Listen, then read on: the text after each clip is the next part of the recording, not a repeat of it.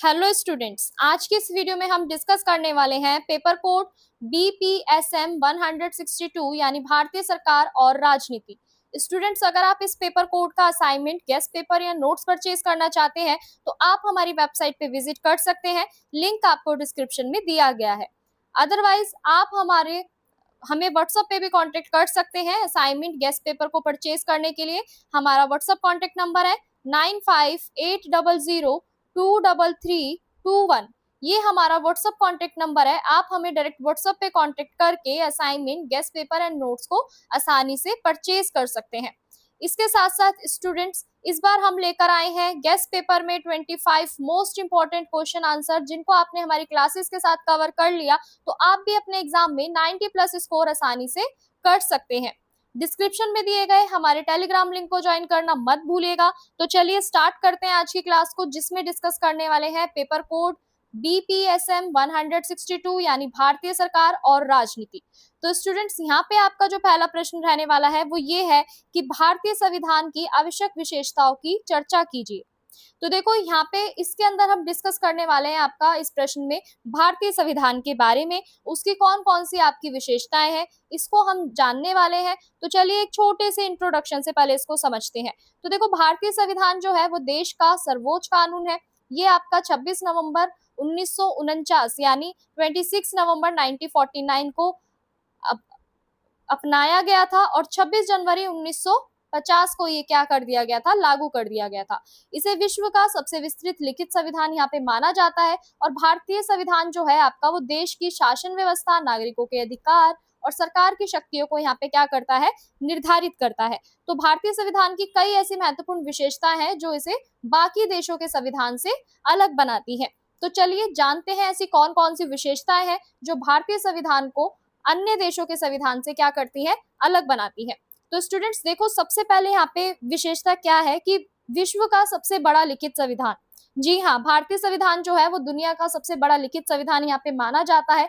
इसमें आपके शासन के सभी महत्वपूर्ण नियम, सभी व्यवस्था, इन सबका विस्तार से यहाँ पे वर्णन किया जाता है और समय समय पर हम अपनी आवश्यकता के अनुसार इसमें संशोधन भी यहाँ पे किए जाते हैं। यानी भारतीय संविधान आपका पूरे विश्व में सबसे बड़ा लिखित संविधान यहाँ पे बताया गया है, जिसके अंदर आपको अलग अलग नियमों के बारे में, अलग अलग व्यवस्थाओं के बारे में विस्तार से बताया गया है, यानी पूरा डिटेल में बताया गया है। और टाइम के अनुसार, हमारी आवश्यकताओं के अनुसार हम इसमें चेंजेस कर सकते हैं, यानी संशोधन यहाँ पे हम कर सकते हैं। वहीं इसकी दूसरी विशेषता क्या कहती है कि संप्रभु, समाजवादी, धर्मनिरपेक्ष और लोकतांत्रिक गणराज्य। तो देखो, भारतीय संविधान की जो प्रस्तावना है ना, उसके अनुसार यहाँ पे क्या बताया गया है कि भारत क्या है, एक संप्रभु, समाजवादी, धर्मनिरपेक्ष और लोकतांत्रिक गणराज्य है। यानी अब इसका मतलब क्या हुआ, तो देखो इसका अर्थ ये है कि भारतीय जो है ना आपका, भारतीय संविधान के अंदर भारत जो है, भारत किसी दूसरे देश के अधीन नहीं है। भारत यहाँ पे सभी धर्मों का क्या करता है, सम्मान करता है। जनता अपने प्रतिनिधियों का यहाँ पे चुनाव करती है और राष्ट्रपति जो है वो देश का संवैधानिक प्रमुख होता है। तो यहाँ पे आपका संप्रभु, समाजवादी और धर्मनिरपेक्ष और लोकतांत्रिक गणराज्य का मतलब क्या है भारत की इस प्रस्तावना, उसमें संविधान की प्रस्तावना में, कि भारत किसी भी दूसरे देश के अधीन में नहीं आता, बल्कि वो सभी देशों का यहाँ पे सम्मान करता है और यहाँ की जो जनता है वो अपने प्रतिनिधियों का खुद चुनाव करती है और राष्ट्रपति जो है वो आपका देश का संवैधानिक प्रमुख यहाँ पे होता है। वहीं अगर हम तीसरी विशेषता की बात करें तो देखो, इसमें संघीय व्यवस्था का एकात्मक झुकाव, यानी संघीय व्यवस्था का एक साथ यहाँ पे एकात्मक झुकाव हमें देखने को मिलता है। यानी भारत में आपका केंद्र और राज्यों के बीच में ना आपकी शक्तियों का विभाजन किया गया है। यानी केंद्र और राज्य की दोनों की जो शक्तियां हैं भारत के अंदर, वो अलग अलग यहाँ पे क्या की गई है, निर्धारित की गई है, या हम कह सकते हैं उनका विभाजन किया गया है। तो देखो, दोनों को ना अपने अपने अधिकार यहाँ पे और उनके अपने अपने कार्य यहाँ पे बताए गए हैं। लेकिन अगर राष्ट्रीय संकट या आपका आपातकालीन जैसी जो स्थिति है, ठीक है, जो भी परिस्थितियां हैं आपकी, राष्ट्रीय संकट जैसी या आपातकालीन जैसी आपकी जो परिस्थितियां होती है, इसमें जो केंद्र सरकार है ना, केंद्र सरकार को यहाँ पे अधिक शक्ति जो है वो मिल जाती है। इसलिए भारतीय संविधान को यहाँ पे क्या कहा जाता है, भारतीय संविधान को यहाँ पे आपकी संघ व्यवस्था के साथ एकात्मक झुकाव वाला यहाँ पे संविधान कहा जाता है। ठीक है जी। वहीं अगर हम यहाँ पे बात करें आपके अगले पॉइंट की, तो देखो अगला पॉइंट क्या कहता है कि संसदीय शासन प्रणाली, यानी भारत के अंदर संसदीय शासन प्रणाली जो है वो भी यहाँ पे अपनाई गई है। इसमें आपका जो राष्ट्रपति जो होता है वो राष्ट्रीय अध्यक्ष होते हैं, ठीक है, जबकि आपका जो प्रधानमंत्री है वो आपके मंत्री परिषद और वास्तविक कार्यपालिका के होते हैं। तो मंत्री परिषद जो है आपके वो लोकसभा के प्रति क्या होते हैं, हमेशा उत्तरदायी होते हैं। वहीं अगर हम बात करें मौलिक अधिकार की, तो देखो भारतीय संविधान में आपके मौलिक अधिकार भी बताए गए हैं, ये इसकी सबसे बड़ी विशेषता है। यानी भारतीय संविधान जो है आपका प्रत्येक नागरिक को यहाँ पे क्या करता है, समानता देता है, स्वतंत्रता देता है, शोषण के विरुद्ध उसे संरक्षण भी प्रदान करता है, ठीक है, और धार्मिक स्वतंत्रता, सांस्कृतिक, शैक्षिक अधिकार और संवैधानिक उपचार जैसे जितने भी आपके मौलिक अधिकार हैं वो आपके भारतीय संविधान में प्रदान किए गए हैं। और ये अधिकार जो होते हैं वो नागरिकों की जो स्वतंत्रता होती है और जो उनका सम्मान होता है उसकी यहाँ पे रक्षा करते हैं।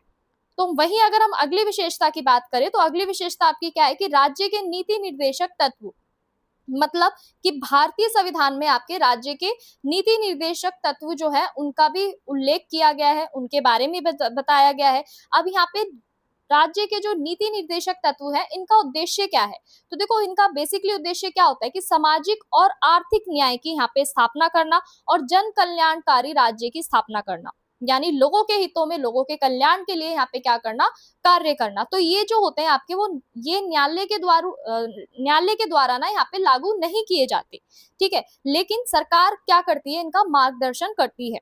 वहीं अगर हम बात करें आपके स्वतंत्र न्यायपालिका की, तो देखो भारतीय न्यायपालिका जो है आपकी वो स्वतंत्र है, यानी आपका जो सर्वोच्च न्यायालय जो है, उच्च न्यायालय जो है, ये दोनों ही मिलकर क्या करते हैं, संविधान की रक्षा करते हैं तथा नागरिकों के अधिकारों की सुरक्षा जो है उसको भी ये सुनिश्चित करते हैं, यानी नागरिकों के जो अधिकार है उनकी सुरक्षा जो है उसको भी ये बताते हैं। तो न्यायपालिका जो है आपकी सरकार के कार्यों की जितनी भी संवैधानिक समीक्षा है वो भी यहाँ पे करती है। वहीं अगली विशेषता की बात करें तो देखो एकल नागरिकता और स्वतंत्र निर्वाचन आयोग, यानी भारत में सभी नागरिकों के लिए यहाँ पे क्या है, एकल नागरिकता की व्यवस्था है, यानी साथ ही आपका जो स्वतंत्रता है, निष्पक्ष चुनाव है, ये सब कराने के लिए भी आपका निर्वाचन आयोग की क्या की गई है, स्थापना की गई है, जिससे आपका जो लोकतंत्र है वो और भी ज्यादा यहाँ पे मजबूत होता है। वही अगले पॉइंट की बात करें, यानी अगली विशेषता की बात करें, तो देखो संविधान में संशोधन की व्यवस्था, यानी भारतीय संविधान ना तो पूरी तरीके से आपका कठोर है, ना तो पूरी तरीके से आपका लचीला है। आवश्यकता के अनुसार हम इसमें क्या कर सकते हैं, आवश्यकता के अनुसार जो आपकी संसद है वो संविधान में क्या कर सकती है, संशोधन कर सकती है। इससे आपका जो संविधान है वो समय के साथ बदलती परिस्थितियों के अनुरूप यहाँ पे बना रहता है।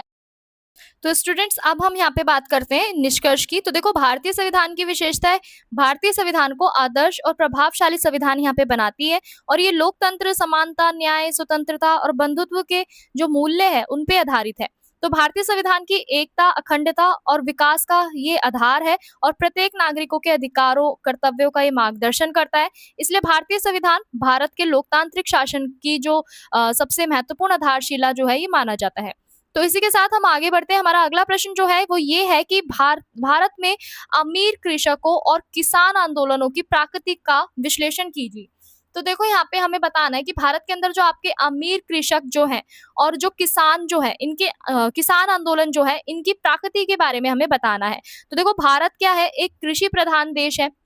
यहाँ कृषि केवल आपका आजीविका का साधन नहीं बल्कि सामाजिक और आर्थिक जीवन का भी आधार यहाँ पे माना जाता है। तो अगर हम बात करें हरित क्रांति की, तो देखो हरित क्रांति के बाद कुछ किसानों की जो आर्थिक स्थिति थी उसमें काफी सुधार हुआ। इन किसानों को यहाँ पे क्या कहा गया, अमीर कृषक यहाँ पे कहा जाता है।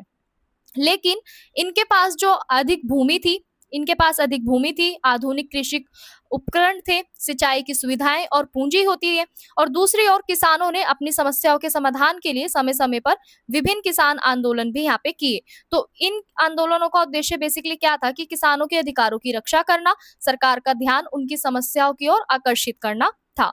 अब हम बात करते हैं यहाँ पे आपकी अमीर कृषकों के अर्थ की। तो देखो अमीर कृषक यहाँ पे क्या मतलब है, अमीर कृषक का देखो, अमीर कृषक जो थे ना वो किसान थे जिनके पास बड़ी मात्रा में जो आपकी कृषि भूमि जो है, ठीक है, खेती करने के लिए जो जमीन होती थी, ठीक है, आधुनिक तकनीकें उनके पास होती थी, ट्रैक्टर, मशीनें, उन्नत बीज, सिंचाई की अच्छी व्यवस्था तथा पर्याप्त पूंजी होती थी, उन्हीं को हम यहाँ पे क्या कहते थे, अमीर कृषक कहते थे।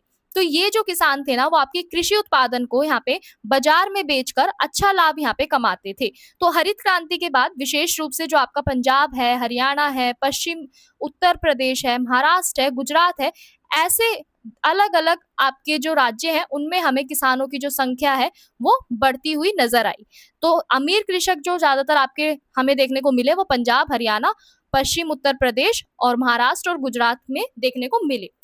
तो वहीं अगर हम बात करें स्टूडेंट्स इनकी विशेषताओं की, तो देखो अमीर कृषकों की विशेषताएं कौन सी है। सबसे पहली विशेषता है कि बड़ी भूमि का स्वामित्व, यानी इनके पास अधिक कृषि भूमि होती है जिससे वे बड़े स्तर पर क्या करते हैं, खेती करते हैं। यानी पहली विशेषता क्या है अमीर कृषकों की, कि बड़ी भूमि का स्वामित्व होना, यानी इनके पास कृषि के लिए, खेती के लिए भूमि का होना, बड़ी भूमि का होना, अधिक भूमि का होना, जिससे वो बड़े स्तर पर क्या कर सके, खेती कर सके। वहीं अगली विशेषता क्या कहती है कि आधुनिक कृषि तकनीक का उपयोग, यानी ये जो किसान होते थे ज्यादातर इनके पास ट्रैक्टर, हार्वेस्टर, उन्नत बीज, रासायनिक खाद, आधुनिक सिंचाई तकनीकें, इन सब का ये क्या करते थे, प्रयोग करते थे। वही अगला पॉइंट आपका क्या कहता है कि बाजार से जुड़ी खेती। बाजार से जुड़ी खेती की बात करें तो देखो इनका मुख्य उद्देश्य क्या था कि अधिक उत्पादन करके बाजार में बेचकर उससे लाभ कमाना। तो बाजार से जुड़ी खेती भी यहाँ पे हमें देखने को मिलती है इनकी विशेषता। वही अगली विशेषता की बात करें तो देखो आर्थिक और राजनीतिक प्रभाव। अब आर्थिक और राजनीतिक प्रभाव ये क्या थे, तो देखो अमीर कृषकों का ना जो स्थानीय राजनीति जो थी और पंचायतें जो थी इसमें इनका एक अच्छा प्रभाव होता था।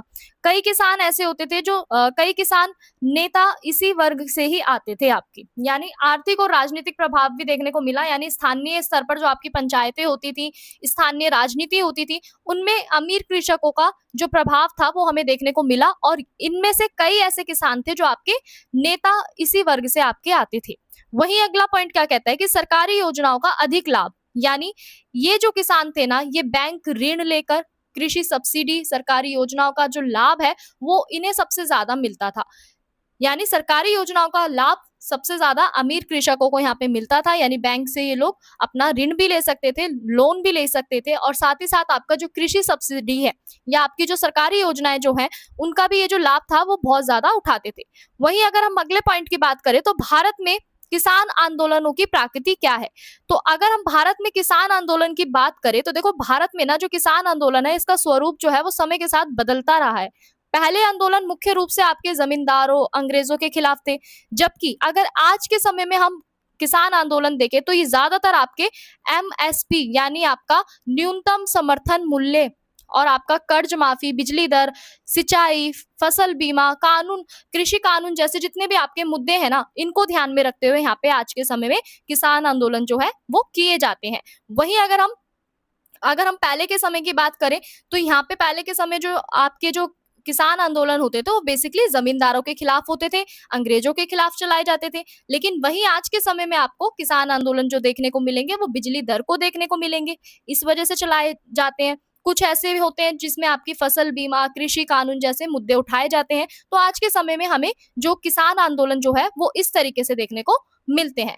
अब हम बात करते हैं किसान आंदोलनों की प्रमुख विशेषताएं। तो देखो पहली विशेषता क्या है कि आर्थिक मांगों पर आधारित, यानी ज्यादातर आपके जो किसान थे ना उनकी आय बढ़ाने के लिए, उचित मूल्य दिलाने के लिए, कर्ज से उन्हें राहत दिलाने के लिए यहाँ पे ज्यादातर आपके जो किसान आंदोलन है वो किए जाते थे। तो पहली विशेषता से हमें क्या समझ में आया कि आर्थिक मांगों पर आधारित होते थे आपके किसान आंदोलन, जिसमें ज्यादातर किसान जो थे वो अपनी आय को बढ़ाने की मांग करते थे, उचित मूल्य दिलाने की मांग करते थे और कर्जे से राहत दिलाने के लिए भी ये किए जाते थे।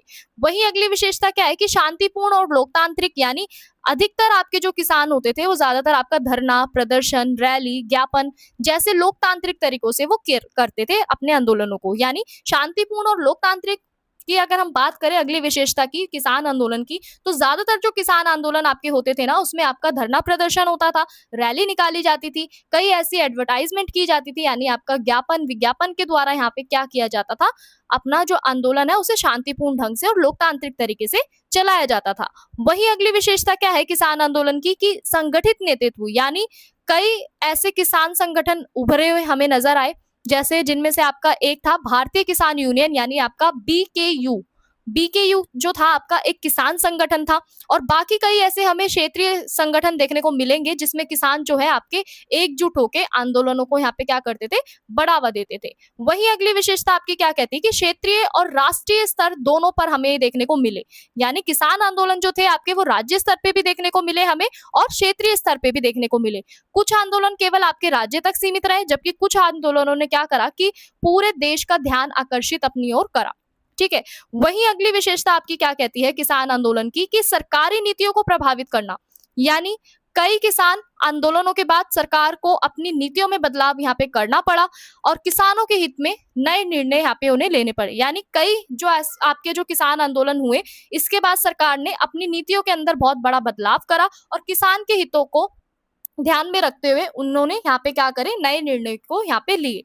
अब हम यहाँ पे समझते हैं कि जो आपका अमीर कृषक जो थे और किसान आंदोलन जो थे, इन दोनों के बीच में क्या संबंध था, क्या रिलेशन था। तो देखो अमीर कृषक जो थे ना आपके, वो कई किसान आंदोलनों में महत्वपूर्ण अपनी भूमिका यहाँ पे निभा रहे थे। क्यों? क्योंकि उनके पास क्या थे, संसाधन थे, संगठन थे, क्षमता थी, नेतृत्व की शक्ति थी।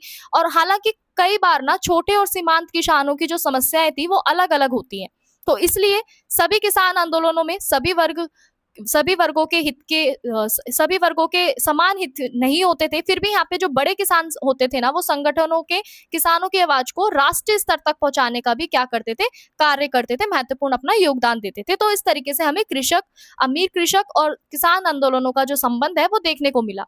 अब हम बात करते हैं इस प्रश्न के निष्कर्ष की। तो स्टूडेंट्स, अगर हम इस प्रश्न के निष्कर्ष की बात करें तो यहाँ पे जो आपके अमीर कृषक थे ना, इन्होंने भारत की कृषि के आधुनिकीकरण और उत्पादन बढ़ाने में अपनी महत्वपूर्ण भूमिका निभाई। वही किसान आंदोलनों ने जो किसान थे, किसानों के अधिकारों को उन्हें दिलाया, उचित मूल्य दिलाने और सरकार को यहाँ पे नई कृषि नीतियों को सुधार करने के लिए प्रेरित किया। और भविष्य में जो आपकी आवश्यकता है कि ऐसी आपकी कृषि नीतियां बनाई जाए जिनसे बड़े और छोटे और सीमांत सभी किसानों को यहाँ पे क्या मिले, समान रूप से आपके लाभ मिले तथा भारतीय कृषि अधिक समृद्ध और टिकाऊ बन सके। तो ये था आपका किसान आंदोलन और अमीर कृषकों के जो योगदान था वो किस तरीके से था। अब हम बात करते हैं हमारे अगले प्रश्न की। अगला प्रश्न आपसे क्या पूछा गया है कि भारत में जो आपकी बहुदलीय व्यवस्था है इसके विकास पर चर्चा कीजिए। यानी भारत के अंदर जो आपकी बहुदलीय व्यवस्था है वो क्या है। तो सबसे पहले एक छोटे से इंट्रो से समझते हैं कि आपका ये जो बहुदलीय व्यवस्था है ये क्या है और भारत के अंदर किस तरीके से हमें ये देखने को मिलती है। तो देखो, अगर हम इंट्रो की बात करें ना, तो भारत जो है आपका वो विश्व का सबसे बड़ा लोकतांत्रिक देश है और यहाँ पर आपको लोकतंत्र को मजबूत बनाने में ना बहुदलीय व्यवस्था की भूमिका जो है वो बहुत ज्यादा महत्वपूर्ण देखने को मिलेगी। अब ये बहुदलीय व्यवस्था क्या है? बहुदलीय व्यवस्था का अर्थ है कि देश में दो या दो से अधिक राजनीतिक दल जब सक्रिय होते हैं और चुनाव में भाग लेकर जनता का प्रतिनिधित्व करते हैं, तो वही आपका क्या कहलाता है, बहुदलीय व्यवस्था यहाँ पे कहलाता है। तो देखो, भारत की जो सामाजिक, भाषाई, धार्मिक और सांस्कृतिक विविधता है ना, इसके कारण कई आपको यहाँ पे बहुदलीय व्यवस्था का विकास जो है वो देखने को मिलेगा। अब हम छोटे से इंट्रो से इससे समझते हैं कि बहुदलीय व्यवस्था क्या है। तो देखो, बहुदलीय व्यवस्था वे प्रणाली होती है जिसमें आपके अनेक राजनीतिक दल जो है वो क्या करते हैं, चुनाव लड़ते हैं, सरकार बनाने के लिए अपना एक प्रतिस्पर्धा करते हैं। किसी एक दल को यहाँ पे पूर्ण बहुमत ना मिलने पर दो या दो से अधिक दल जो है मिलकर अपना क्या कर लेते हैं, एक गठबंधन सरकार वो यहाँ पे बना लेते हैं। वही आपकी क्या कहलाती है, बहुदलीय व्यवस्था यहाँ पे कहलाती है। अब हम बात करते हैं, देखो भारत के अंदर आपका बहुदलीय व्यवस्था का विकास कैसे हुआ। तो ये सारा स्टेप बाय स्टेप हम समझते हैं कि भारत में आपकी जो बहुदलीय व्यवस्था थी इसका विकास हमें देखने को कैसे मिला। तो देखो, पहला पॉइंट यहाँ पे क्या कहता है कि स्वतंत्रता के बाद कांग्रेस का प्रभुत्व, यानी आपका 1947 से 1967 तक जो आपका स्वतंत्रता के बाद जो कांग्रेस का जो प्रभुत्व था वो हमें देखने को मिला। यानी स्वतंत्रता के बाद भारतीय राष्ट्रीय कांग्रेस सबसे मजबूत राजनीतिक दल थी। अधिकांश राज्यों में और आपके केंद्रों में कांग्रेस की सरकारें बनी। इस समय क्या हुआ, इस समय विपक्ष के जो दल थे वो मौजूद थे, लेकिन उनका प्रभाव जो था वो बहुत कम था। तो यहाँ पे आपका बहुदलीय व्यवस्था का विकास कैसे हुआ कि कांग्रेस के प्रभुत्व पर, ठीक है, स्वतंत्रता के बाद जो कांग्रेस का प्रभुत्व था, इसके बाद आपके जो कांग्रेस जो थी वो सबसे बड़ी यहाँ पे राजनीतिक दल मानी गई थी। ये ज्यादातर आपके राज्यों में, केंद्रों में इस कांग्रेस की सरकारें हमें देखने को मिली। वहीं अगर हम इसके अपोजिट बात करें, विपक्षी दल की बात करें, तो यहाँ पे विपक्षी दल भी थे उस समय में, लेकिन उनका जो प्रभाव था वो इतना नहीं था जितना यहाँ पे हमें कांग्रेस का देखने को मिला। तो इस तरीके से भी आपका जो बहुदलीय व्यवस्था है वो भारत में उसका विकास हुआ। वहीं अगर हम बात करें 1967 के बाद जो आपका विपक्ष का जो उभार था वो क्या था, तो देखो 1967 के जो आम चुनाव थे ना, इसमें आपके कई राज्यों में कांग्रेस को यहाँ पे हार का सामना करना पड़ा, जिससे आपका जनसंघ, समाजवादी दल, कम्युनिस्ट दल और अन्य दलों ने यहाँ पे क्या करा, अपनी स्थिति को यहाँ पे मजबूत करा। तो इससे भारतीय राजनीति में आपकी प्रतिस्पर्धा जो थी वो यहाँ पे बढ़ी। वहीं अगर हम बात करें अगले पॉइंट की, तो देखो 1977 में आपकी पहली गैर कांग्रेसी सरकार यानी 1975 में लगाए गए आपका जो आपातकाल जो था, इसके बाद 1977 में चुनाव में जनता पार्टी ने यहाँ पे कांग्रेस को हराकर पहली बार क्या करा, गैर कांग्रेसी सरकार यहाँ पे बनाई। तो इससे क्या सिद्ध हुआ, इससे क्या देखने को मिला हमें कि सत्ता परिवर्तन जो है वो लोकतांत्रिक तरीके से भी संभव होता है। तो इस तरीके से हमें 1977 में पहली बार आपकी गैर कांग्रेसी सरकार देखने को मिली। उसके बाद आपका क्षेत्रीय दलों का उदय हुआ, यानी 1980 के दशक में कई ऐसे आपके क्षेत्रीय दल जो थे वो मजबूत होकर सामने आए। इन दलों ने अपने अपने राज्यों के हितों के लिए और अपना स्थानीय समस्याओं के लिए यहाँ पे राष्ट्रीय स्तर पर कदम उठाए। इससे आपका भारतीय लोकतंत्र जो था वो अधिक प्रतिनिधित्व यहाँ पे बन पाया। वहीं अगला पॉइंट क्या कहता है कि गठबंधन राजनीति का दौर, यानी 1989 के लंबे समय के बाद किसी एक दल को यहाँ पे स्पष्ट बहुमत यहाँ पे नहीं मिला, इसलिए विभिन्न दलों ने क्या करा, मिलकर अपना एक ग्रुप बनाया, जिसको यहाँ पे क्या नाम दे दिया, गठबंधन सरकार यहाँ पे बनाई गई। इससे क्या हुआ कि छोटे दलों की जो भूमिका थी ना वो महत्वपूर्ण हो गई। वहीं अगला पॉइंट आपका क्या कहता है कि बहुमत सरकार और बहुदलीय व्यवस्था। तो देखो 2014 और 2019 के जो लोकसभा के जो चुनाव थे, लोकसभा के चुनाव में एक दल को यहाँ पे स्पष्ट बहुमत मिला, और फिर भी देश में आपके अनेक राष्ट्रीय और जो क्षेत्रीय दल जो थे वो आपके सक्रिय हुए। आज भी भारत की जो राजनीतिक बहुदलीय व्यवस्था जो है वो इसी के आधार पर हमें देखने को मिलती है। तो यहाँ पे बहुमत सरकार और बहुदलीय व्यवस्था हमें देखने को मिली। वहीं अगर हम बात करें आपकी बहुदलीय व्यवस्था की विशेषता, तो देखो पहली विशेषता यहाँ पे क्या है कि अनेक राजनीतिक दलों का यहाँ पे अस्तित्व हमें देखने को मिला, यानी अनेक आपके जो राजनीतिक दल जो थे वो आपके सामने आए। राष्ट्रीय और क्षेत्रीय दोनों प्रकार के दलों की यहाँ पे जो भागीदारी थी वो हमें देखने को भी मिली। जो राष्ट्रीय स्तर पर भी आपके दल बनाए गए उनकी भागीदारी भी देखने को मिली, और जो आपके क्षेत्रीय स्तर पर जो दल थे उनकी भागीदारी भी हमें देखने को मिली। तो यहाँ पे ज्यादातर आपका गठबंधन सरकार बनने की संभावना बहुत ज्यादा हमें देखने को मिली, और विभिन्न वर्ग और क्षेत्रों और समुदायों का भी प्रतिनिधित्व होता हुआ नजर आया। वहीं आपकी लोकतांत्रिक प्रतिस्पर्धा को भी यहाँ पे बढ़ावा मिला। अब हम समझते हैं यहाँ पे जो आपकी बहुदलीय व्यवस्था है इसके लाभ क्या है। तो देखो इसका लाभ क्या है कि ये लोकतंत्र को आपके मजबूत बनाती है, जनता को कई विकल्प जो है उपलब्ध कराती है अपने प्रतिनिधियों को चुनने के लिए, सभी क्षेत्रों में आपके समुदायों का भी प्रतिनिधित्व यहाँ पे मिलता है, सरकार पर यहाँ पे प्रभावी नियंत्रण और जवाबदेही भी बनी रहती है, और सत्ता के केंद्रीकरण को भी ये रोकने में क्या करती है, सहायता करती है। तो ये सारे आपके क्या है, बहुदलीय व्यवस्था के लाभ है। अब जब लाभ होते हैं तो उसके सामने कुछ ना कुछ चुनौतियां भी होती हैं। तो देखो बहुदलीय व्यवस्था के सामने क्या चुनौतियां थी, पहली चुनौती क्या थी कि गठबंधन सरकारों में आपकी अस्थिरता की जो संभावना है वो बनी रहती है। छोटे दल जो है वो कभी कभी अपना दबाव जो है वो अधिक बनाने लगते हैं। राजनीतिक दलों के बीच जो आपके मतभेद है, इनके कारण जो आपके डिसीजन है उसको लेने में देरी हो सकती है। दल बदल और आपका जो अवसरवादी राजनीति की जो समस्या है ये भी उत्पन्न होती हुई हमें नजर आती है। तो वहीं अगर हम स्टूडेंट्स बात करें इस प्रश्न के निष्कर्ष की, तो यहाँ पे निष्कर्ष आपका क्या कहता है कि भारत में जो आपकी बहुदलीय व्यवस्था जो है ना, इसका विकास लोकतंत्र की सफलता का क्या है, एक महत्वपूर्ण आधार है। ठीक है, इस व्यवस्था ने देश की विविधता को उचित प्रतिनिधित्व दिया है, जनता को अपनी पसंद की सरकारें चुनने का अवसर दिया है, और यद्यपि इसके सामने कुछ चुनौतियां हैं फिर भी भारतीय लोकतंत्र को अधिक समावेशी, उत्तरदायी और ये मजबूत बनाती है। इसलिए भारत की जो बहुदलीय व्यवस्था जो है वो लोकतांत्रिक शासन को एक महत्वपूर्ण विशेषता यहाँ पे मानी जाती है लोकतांत्रिक शासन की। तो इसी प्रकार आपका जो बहुदलीय व्यवस्था है इसको हमने डिस्कस करा। अब हम बात करते हैं अगले प्रश्न की। तो देखो अगला प्रश्न आपसे क्या पूछा गया है कि राज्यसभा की विशेष शक्तियों और उसके कार्यों पर चर्चा कीजिए। इस प्रश्न में हमें क्या बताना है कि राज्यसभा की जो विशेष शक्तियां जो है उसके विशेष कार्य जो है वो कौन कौन से हैं। तो देखो अगर हम बात करें राज्यसभा की, तो भारत की संसद का उच्च सदन ये मानी जाती है, और राज्यों की जो परिषद है यानी काउंसिल ऑफ स्टेट इसको कहा जाता है। इसका मुख्य उद्देश्य क्या है कि राज्यों के हितों की रक्षा करना और संसद में संतुलन बनाए रखना। तो राज्य क्या है, आपका एक स्थायी सदन है जिसे कभी भी हम यहाँ पे क्या नहीं कर सकते, भंग नहीं कर सकते। इसका 1/3 सदस्य जो है वो हर 2 वर्ष बाद क्या होता है, सेवानिवृत्त होता है और नए सदस्य यहाँ पे चुने जाते हैं और राज्यसभा के पास कुछ ऐसी विशेष शक्तियां होती हैं जो लोकसभा के पास नहीं होती। तो देखो राज्यसभा क्या है, ये भारतीय सदन जो है आपका, भारतीय संसद जो है उसका उच्च सदन ये मानी जाती है। इसको हम राज्यों की परिषद भी कहते हैं और बेसिकली इसका उद्देश्य क्या होता है कि राज्यों के हितों की रक्षा करना और संसद में आपका संतुलन बनाए रखना। तो राज्यसभा क्या है, एक स्थायी सदन है, इसको हम कभी भी भंग नहीं कर सकते और 1/3 जो सदस्य है वो हर 2 वर्ष के बाद क्या होते हैं, आपके सेवानिवृत्त होते हैं, यानी आपके दोबारा से चुने जाते हैं नए सदस्य। तो राज्यसभा के पास ना कुछ ऐसी विशेष शक्तियां होती हैं जो आपकी लोकसभा के पास नहीं होती। तो कौन कौन सी शक्तियां हैं, चलिए इसे समझते हैं। तो देखो राज्यसभा की विशेष शक्ति में सबसे पहले आती है आपकी राज्य सूची के विषयों पर संसद को यहाँ पे कानून बनाने की अनुमति। यानी अब ये पॉइंट क्या कहता है कि देखो यदि आपका राष्ट्रीय हित में आवश्यकता है तो राज्यसभा अपनी उपस्थिति और मतदान करने वाले सदस्यों को यहाँ पे 2/3 बहुमत से प्रस्ताव यहाँ पे पारित कर सकती है और संसद जो है वो आपकी राज्य सूची के किसी विषय पर कानून बनाए। तो ये शक्ति केवल आपकी राज्यसभा के पास होती है, यानी राज्य सूची के विषयों पर संसद को यहाँ पे कानून बनाने की क्या होती है, अनुमति होती है।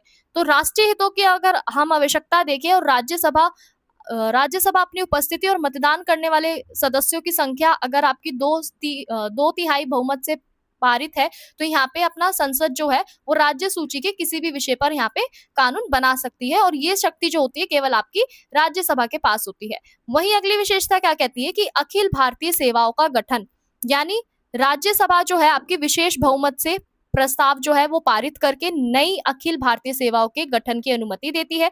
इसके बाद संसद जो है उस सेवा का गठन करने के लिए यहाँ पे कानून बना सकती है। उदाहरण के लिए अगर हम उदाहरण के रूप में समझे तो देखो भारत वन सेवा यानी इंडियन फॉरेस्ट सर्विस का यहाँ पे जो गठन है वो किया जाता है राज्यसभा के द्वारा। तो यहाँ पे आपका राज्यसभा क्या कर रही है कि आपका विशेष बहुमत वाला यहाँ पे जो प्रस्ताव है उसको पारित कर रही है और नई आपकी जो अखिल भारतीय सेवा है इसका भी गठन करने की अनुमति यहाँ पे दे सकती है। तो बाद में संसद क्या कर सकती है, उस सेवा के गठन के लिए कानून बना सकती है, जैसा भी मैंने यहाँ पे उदाहरण से आपको समझाया, इंडियन फॉरेस्ट सर्विस का गठन भी यहाँ पे किया गया है।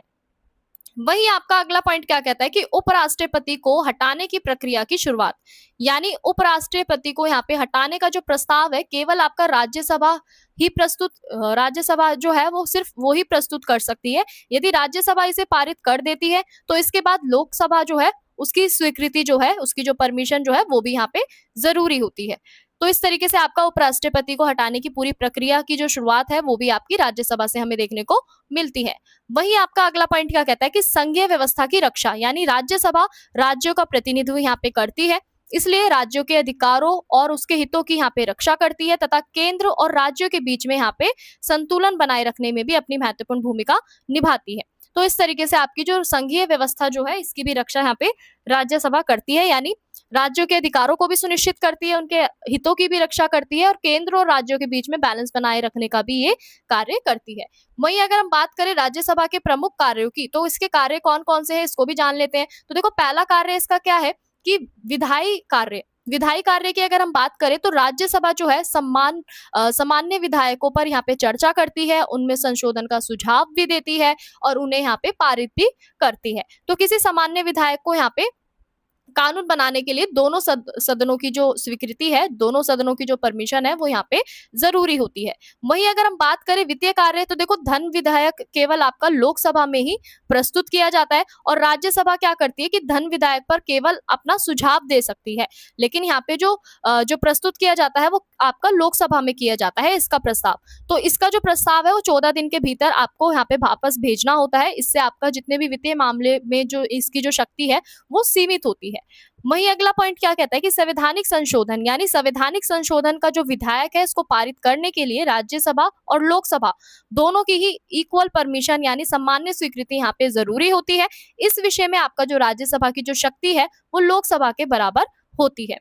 वहीं अगर हम बात करें कार्यपालिका पे नियंत्रण किस तरीके से होता है तो देखो राज्यसभा जो है वो मंत्री परिषद से कुछ प्रश्न यहाँ पे पूछ सकती है, चर्चा कर सकती है, धन आकर्षक का जो प्रस्ताव है वो ला सकती है, ध्यान आकर्षक का ठीक है, तथा सरकार की जो नीतियां है उसकी समीक्षा कर सकती है। इससे आपकी जो सरकार की जो जवाबदेही है वो भी सुनिश्चित होती है। तो इस तरीके से आपका कार्यपालिका पे भी ये राज्यसभा जो है आपकी नियंत्रण कर सकती है। वहीं बात करें न्यायिक कार्यों की, तो देखो राज्यसभा राष्ट्रपति का जो महाभियोग जो होता है, सर्वोच्च न्यायालय, उच्च न्यायालय, इनमें जो आपके न्यायाधीशों की हटाने की जो पूरी प्रक्रिया होती है, या फिर आपका कोई भी अन्य संवैधानिक पद अधिकारियों के विरुद्ध जो भी कार्यवाही होती है, उसमें भी यहाँ पे आपकी राज्यसभा क्या करती है, भाग लेती है।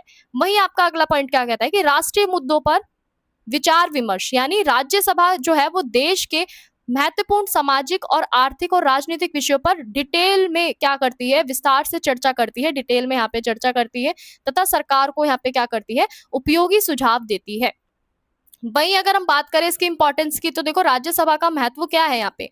पहला महत्व क्या कह रहा है कि राज्यों के हितों का प्रतिनिधित्व करती है ये, ठीक है। संसद में जल्दबाजी में कोई भी कानून बनने से ये रोकती है, और जो आपके अनुभवी और जो विशेषज्ञ व्यक्ति जो है उनको यहाँ पे संसद में योगदान देने का भी अवसर देती है। लोकतंत्र और संघीय व्यवस्था को भी यहाँ पे मजबूत बनाती है। कानून की गहराई से समीक्षा करके उसकी जो गुणवत्ता है उसको भी यहाँ पे ये बढ़ाती है। तो ये क्या है, आपके राज्यसभा के महत्व है। वही स्टूडेंट्स, अगर हम बात करें इस प्रश्न के निष्कर्ष की, यानी इस प्रश्न को पढ़ने के बाद, समझने के बाद हमें क्या जानने को मिला, क्या समझ में आया, तो चलिए जानते हैं। तो देखो राज्यसभा जो है वो भारतीय लोकतंत्र का एक महत्वपूर्ण स्तंभ है, एक महत्वपूर्ण पिलर माना जाता है। क्यों माना जाता है? क्योंकि इसमें आपके वित्तीय मामलों में ज्यादातर जो शक्तियां हैं वो सीमित होती हैं, लेकिन फिर भी संविधान संशोधन, राज्यों के हित की रक्षा करना, अखिल भारतीय सेवाओं का गठन, राज्य सूची के विषयों पर संसद को अधिकार देने जैसे जितने भी आपकी विशेष शक्तियां जो होती है, इसमें ये महत्वपूर्ण बनती है। तो इसलिए राज्यसभा केवल आपका विधायी सदन नहीं है, बल्कि भारत की संघीय व्यवस्था और लोकतांत्रिक मूल्यों को मजबूत करने की भी क्या है, रक्षक है।